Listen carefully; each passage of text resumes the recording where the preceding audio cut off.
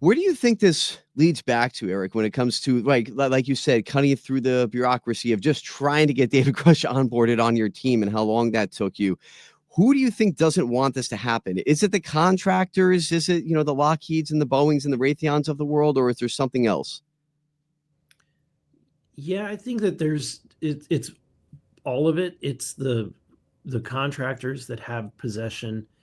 It's also our our intelligence community that have been guarding this information for quite some time.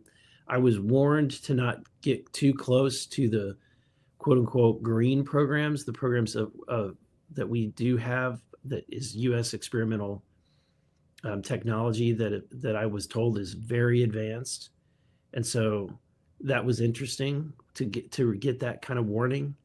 So yeah, I think that there's certainly some concern that we might, legitimate concern that we might be compromising something that we're supposed to be protecting in national security interests.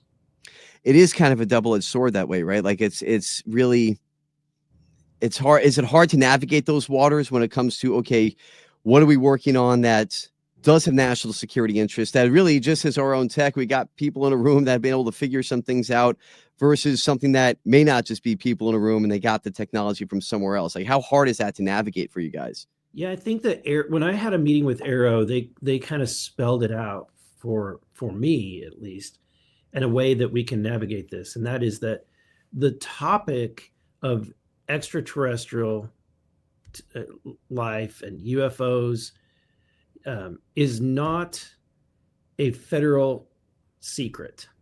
It's nothing for the federal government to keep secret. They do not have the authority to keep that secret.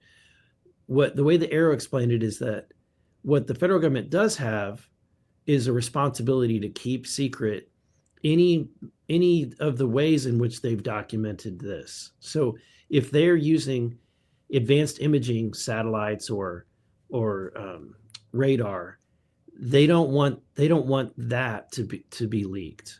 The level of technology that they have, if that makes sense.